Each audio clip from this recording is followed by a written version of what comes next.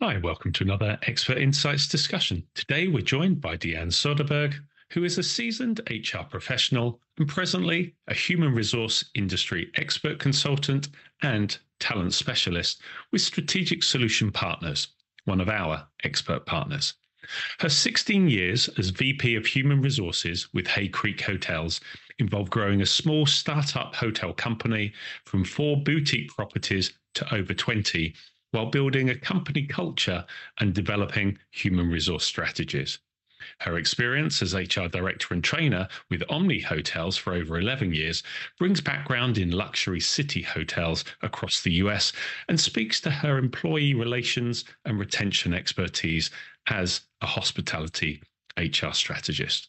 We thought it would be interesting to tap into her experience and explore the topic of staff retention and tactics to employ that could help with the staffing challenges the hotel sector faces currently. Really hope you enjoy the conversation.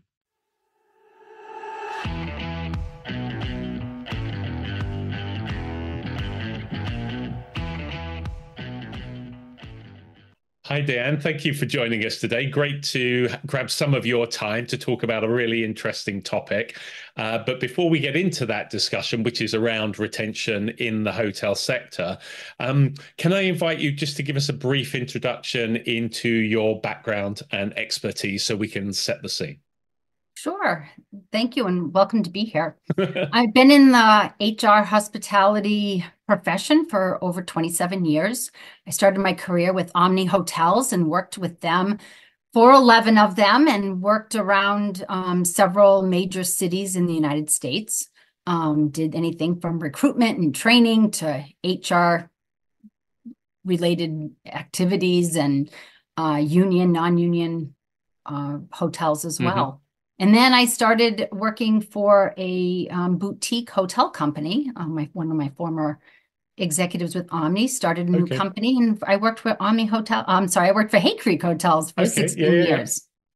And that was wonderful. It started with 3 little boutique inns, and we grew it to over 20 properties before I left. So it was a fun experience, a lot of opening of properties, closing of properties, but it was fun. Very good. Lots of challenges, I could imagine. Yeah, there were. So recruiting and retention was obviously going to be play a major part. And I think that's why, Strategic Solution Partners are an expert partner of ours. You're one of the Ps, one of the partners within Strategic Solution Partners. And it was really your background in HR and your experience from a recruiting and a retention point of view, that is why we wanted to try and grab some of your time, because we're all aware of the current staffing crisis that's impacting the hotel sector. A lot has been written about it. But I think where I want to start and really pick your brains is what surprised me, or maybe for some reason I've just missed it, but is how little seems to be written about retention and dealing with retention. And we've always been told in the past that every hour or dollar that is spent on retention is much more cost effective and beneficial than that same hour or dollar being spent on recruitment. So I guess my first question to you, kind of just a broad one to get it rolling, is why does there seem to be, maybe a lack of focus is the wrong word, but why does there seem to be little written or discussed that we hear about focused on the retention issue? I'm not sure why.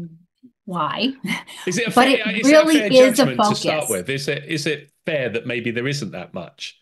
There's a lot of focus on retention. And, I think locally at each property, anywhere you go, they're focusing on it. They have to be, right? Turnover costs are enormous and they know it.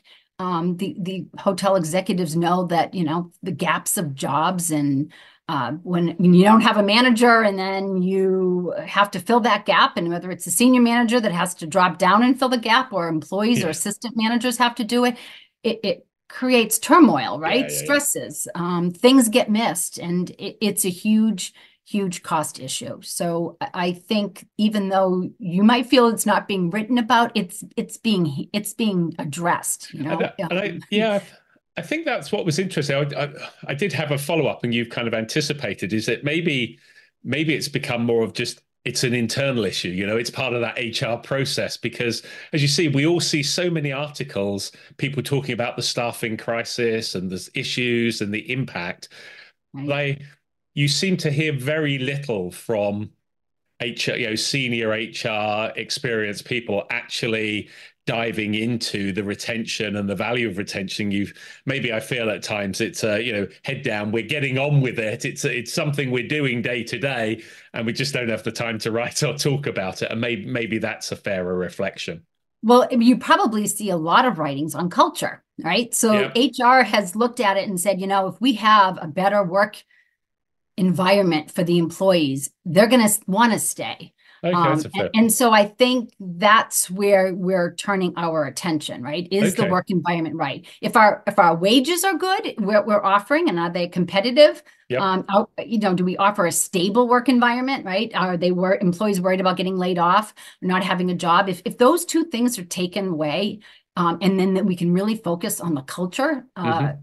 and all cultures different, right? And meaning what the needs are for someone working in a city hotel versus the needs of a rural property, or Yep. even just within the property, each employee's dynamics are different, and Maybe their each needs are department has a different. So, slightly different culture within an overall culture as well, wouldn't it? right, Yeah. right. So you can have that. You can have some, corporate programs, right? And there are several and many that are there, but you also have to deal with it individually, and that's where the creativity and the independence at the local properties really helps, because they know that those HR people are engaged and are looking to find what can we do to make those employees happy. It's interesting that you mentioned culture, and I've got a question to ask you. So I'll probably circle back on that because I think it's interesting that it's almost a you can have a different debate with people whether it's almost like that nature nurture. Do you get some tactical things right and that starts to create a culture, or do you create a culture and then you build some of the other tactical elements within it? So I think I'll probably come back to you on culture a little bit later in this conversation, almost as a wrapping up piece. So one of the things I'm keen to focus on initially and maybe tap into your tactical experience, to pick up on your earlier comment. HR are in there focusing on retention all the time. Like a lot of aspects of the hotel business, focusing on areas that can have a big impact. They're not always straightforward to address. It's not a single silver bullet, or it's not if I do this one thing, it's going to solve the problem. It's often multifaceted. If we were trying to distill down a number of areas, let's say into key bits to focus on, if I'm an HR professional, I want to Right. think about maybe two, three areas that I could go and explore and maybe do a bit of research into, maybe do a bit of evaluation of how my hotel is set up. What what might be what might be the headline areas that you would think these are areas I would go straight into and look at? Yeah. Okay. Well, first, wages has to be there in Yeah. just to say, are we paying Yes. competitively? Yeah. That's Because that's like a written. that's a That's given, right? that's a given. Okay. Yeah. All right. Absolutely. Yeah. Yeah. And Yeah. I No. talked about stability a little bit too, right? So Yeah. taking those two things out of it, management development has to be one of them, and that we need to make sure that we are training our managers on not being managers but being leaders, right? And what does that mean? Interesting. Yeah. Do we are we building them to know and understand what employees' needs are, right? Hmm. And how to empathize and how to lead them to success. And so you have to worry about the management training, and do they have it? Is it existing? Is it alive and breathing? Hmm. In a hotel. So that's going to be, a huge one. Recognition and reward programs would probably be the second one. You have to have that, whether it's for managers or your hourly staff. You need to have those programs in place. That makes And sense. those, again, are going to be different, right? Yeah. What we need at one property is going to be different than another. So that's just And really again, back to important. that interdepartmental kind of how we reward one department may be slightly different to how we reward another, for instance. Right. right? And that's how they address it. They just Yeah. look at it, individually. Yeah. Sometimes it's at the whole, right? All the whole Sure. hotel, Yeah. but then sometimes it's like it's each department that they look at. That Yeah. makes sense. The other Yes. thing is that the career development part, right? So Oh, so yeah. many people get into the industry. I've experienced so many employees that, work for a hotel while they're going to college, while they're going to Hmm. high school. Hmm. And then all of a sudden they've graduated with a biology degree, but they love hospitality and they want to go to they want to work with hospitality. And, and it might be someone like that, or it might be just someone, you need to build programs that you have a server that says, hey, I thought I was going to be a server because that's what I like doing, but I really want to get into management. And Yeah. how do you do that? How do you develop them? What programs are in place to help them be that assistant manager and maybe manager? I've had people that are like that have become general managers. I mean, it happens, Yeah. and There there's are so so many many stories, aren't stories there? Yeah. about that. Yeah. And this is why we wanted to touch on it because, once you've getting people into the industry is hard enough and they come in from so many different directions, but building that right structure and, as you've already indicated, the right culture that then helps them to flourish and grow and stay is so important. As you say, anecdotally, so many people can tell stories about how they started. Let me just pick up on each one of those individually and maybe dig in just slightly into them from your perspective. So if we go back to that management training, one of the words you used in there was leadership. And to me, there's often they're mentioned in the same breath, but to me, they are two totally different how to say it skills. Being a manager is one thing, being a leader is another. So I think two questions for you. One, would you concur? Do you see them one and the same? Do you see them different? And then maybe when we're talking about the management training, I guess, as you say, we're looking to be leadership. So what are we Right. looking to focus on within that leadership training? Right, right. Well, I think they're different, and Hmm. sometimes you can use them Yeah, yeah, interchangeably, yeah, yeah. right? But a manager is managing the day-to-day operation, Hmm. and that's important and is very important and is needed. But a leader is someone that is going to lead their team. They're going Hmm. to lead them to be successful. They're going to lead the organization to be successful. And what does that mean, right? So again, it's not just that day-to-day, but it's that looking forward, looking to the future. Hmm. Are we leading them to show employees how to do something and then how to do something better and better? Are we leading them to develop them? So you're Hmm. spending time with them and you're showing them how to do something so that now maybe they can do it, and you're Yep. delegating a little bit, but you're also training them. And so you're leading them to be successful, and you're leading the organization. So everything you do is not about maybe that day-to-day operation of getting a task done, but Yeah. looking to the future. And that's what leaders are. No, that makes a lot of sense. What are the areas where you think focusing in more on the leadership side rather than the management side? And back to your part about management or leadership development, what do you think are areas that hotels should be considering, almost evaluating their leaders, or to sort of identify where there may be weaknesses, where areas they should be spending time? Are there some core focus areas you should be looking at? Well, I would look at first to say, okay, do we have a department where we have seen high turnover? Hmm. So are there problems in that department, right? Hmm. Or do we see a lot of promotions happening? Or do we see people in one department being elevated? So we know we have a good leader in place. Yeah. Leadership training can be a vast number of different kinds of training.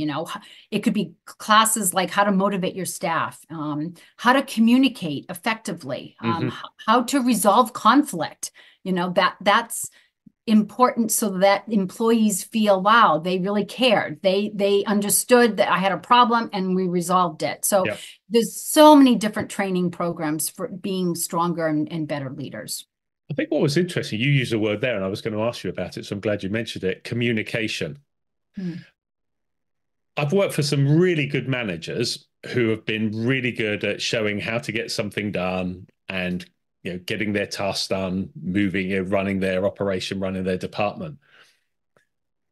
I've worked for few good leaders, and the leaders that stood out to me were, yes, they were forward looking, future orientated rather than the here and now. But they were both leaders and managers at the same time. They could wear those two hats. What really separated them was their ability to communicate, their ability to articulate that strategy, their ability to use language communication to motivate, their ability to use language communication to handle conflict. I wonder, from your experience, I've often felt that a lot of management courses focus on how to be more efficient or more effective, but there seems to be very little time put into developing communication skills. What's your view and what's your kind of experience around that? No, no, it's so important. And the funny thing is that I should have used that word motivating, right? So Hmm. a good leader is going to be someone that the staff is motivated by. They just come into work and they're already pumped up, right? Yeah. They're already happy to be where they are. So I think good communication is so important. But are you reaching your employees? Are you working beside them? Do the employees respect you? Hmm. You know, you can go in and go to work and be at work every day, but do they follow you, right? Yeah. That's a leader.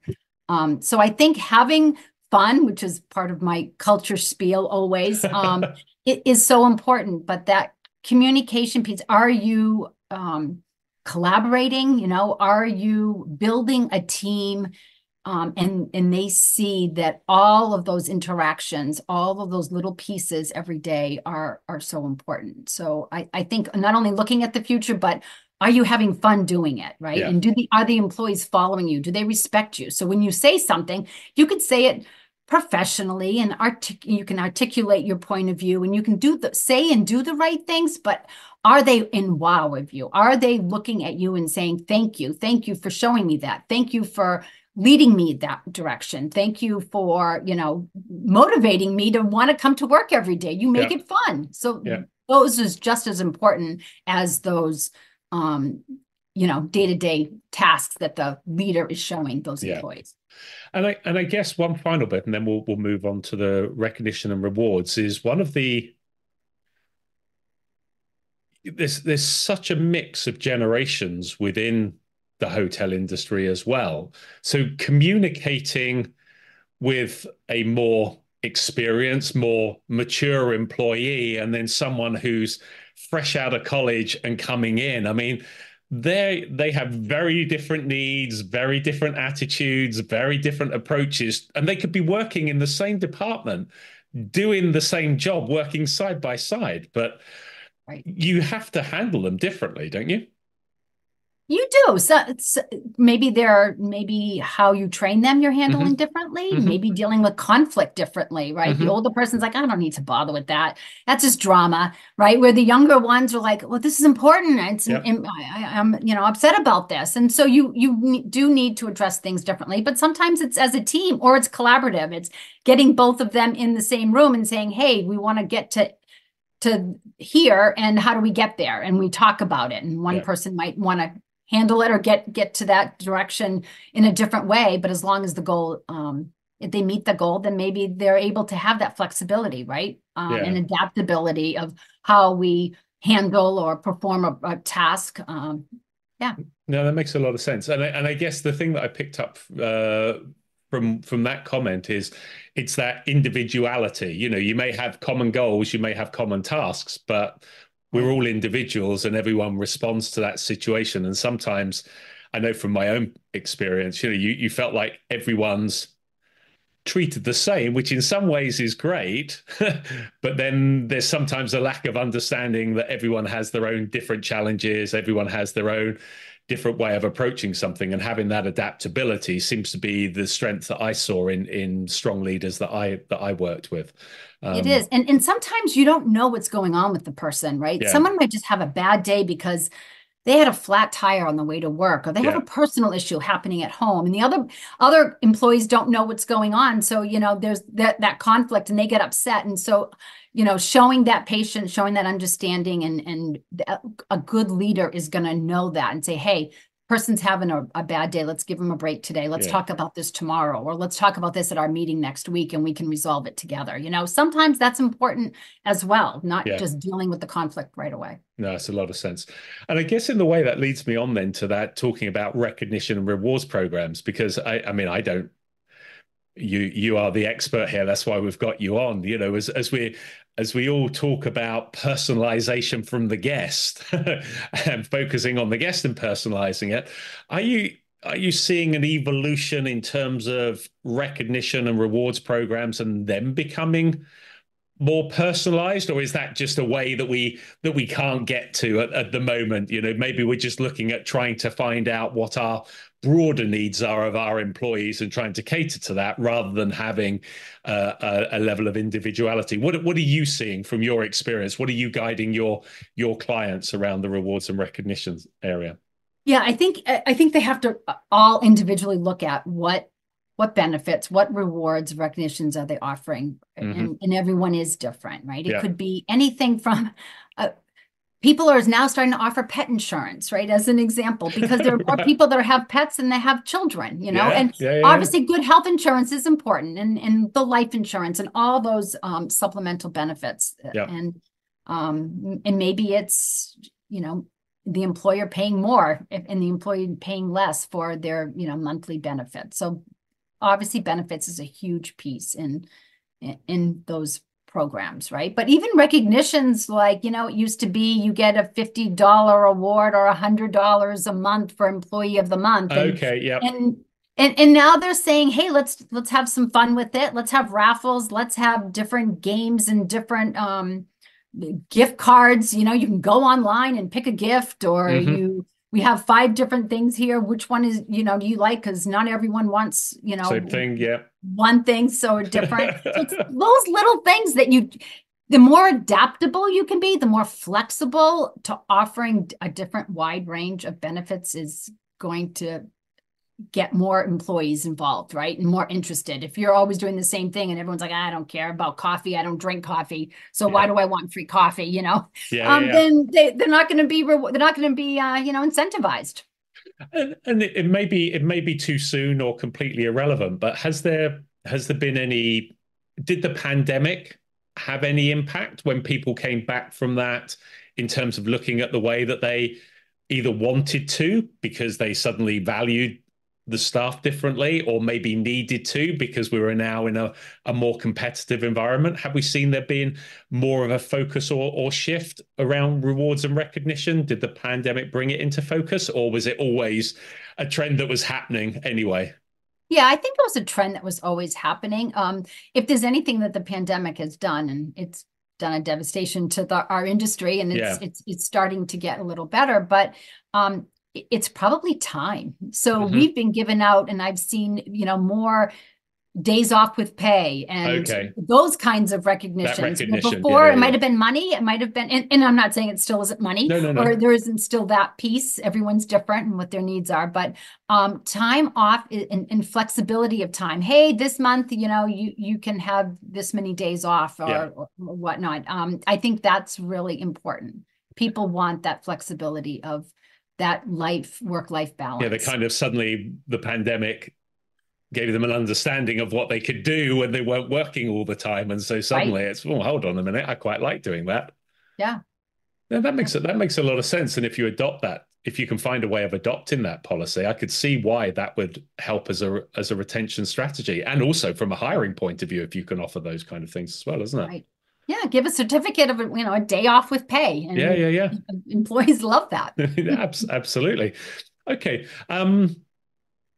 The third area you mentioned, career development, and I wanted to touch on this area because sometimes I feel that often when you're reading, we read obviously loads of articles. Sometimes you get a sense that people feel the hotel industry is a job, not a career. Yet you, as you mentioned at the outset, and for me working around the industry, hundreds of stories of people who have built careers, but I'm not quite sure it's as obvious, or I'm not quite sure people understand. And maybe when they see more and more consolidation in roles and cluster roles or regional roles, or suddenly taking people off property and putting them collectively into a different office somewhere looking after five or six properties, you kind of feel, well, how do I evolve? How do I grow? I wonder if there's some structures and just a general feeling that has affected that view of it being somewhere to develop my career. So when you brought that up as an area, I was very interested in getting your views on it. Yeah, I think some, I guess some employees are interested in that development, and they might be interested in developing themselves, but at that property, right? So they live in a certain area and they have a home, they have a family, and they want to stay in that area. Yeah. And then there are others that are like, I'd love to travel. I would love to move around. So finding a company that has several properties that could develop them into different roles, and where they're other hotels, other corporate offices are, that might be as attractive for some people. That makes sense. And then in middle of their career, it changes. And all of a sudden, hey, they found someone and they've settled down and Now they're going they to have a want to stay family. there. And now they Yeah. don't want to travel. Yeah. So, and that's when they might want to leave, and they leave a company because it's best for them in their personal life. So there is good retention. I mean, there is good turnover once in a while, and that it's the Yes, right thing absolutely. for them. And it's nothing that the employer did. It's just, personal things happening. So that's important. But career development, we've got to develop those training programs that you start from a level when you can talk to an employee and say, hey, if you are really interested, you seem like you're growing. And usually we have like hey, stay for a position for 6 months. Let's see if you really like the industry, like your job, like what you're doing. And then we can offer you a development program. And sometimes, they just are elevated so quickly that we move that timeline, right? Yeah. All right, 3 months, you've been doing great. Let's move you. And so a front desk clerk that now wants to be a supervisor or go into reservations or be a front office manager, we have, programs out there, and hotels need to have that. And most of them do. They have these programs where you can start developing employees to be a manager.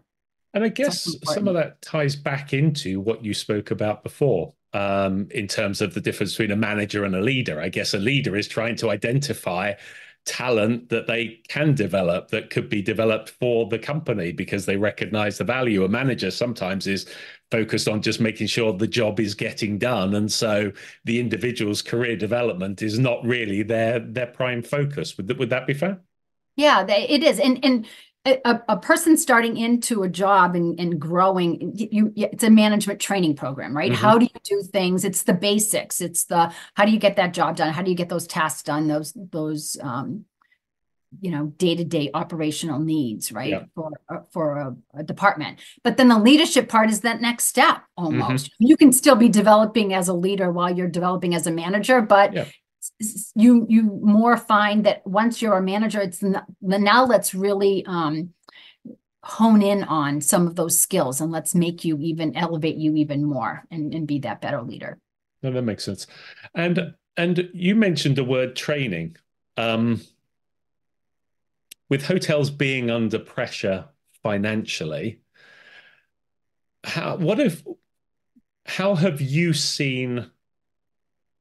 I know I wouldn't ask you to talk specifically because that would be unfair, but if you were making a general view on training budgets within the hotel industry and whether they have stayed the same, gone down, investing more, if we recognize the value of retaining people, if we recognize that training and developing them helps them to feel like they're on a career path, then those two things seem to go hand in hand. But if there is no budget or restricted budget, then that would seem to undermine that thought process. What's your take on it? A lot of things that we do are, you got to develop them in when you have those financial constraints, right? It's being creative and finding programs. And there are programs out there that are free, right? So Yep. maybe all it is it's labor that you're talking. And is Interesting. it labor? And we offer it during different times. So when you have two desk clerks on, because we're going to have a heavy check-in, it gets really quiet, and you can pull them in the back office and have them go through a virtual training program for 30 minutes. They can always stop it and bring them back. You can come up with those creative slots of time to give them. So financially, there isn't that impact. That makes sense. Does that make sense? Yeah, no, absolutely. And so I guess then to the point you mentioned right at the beginning, and I said we'd come to, but I wanted to do it at the end, because I guess there's that classic chicken. It's the chicken and egg, which comes first.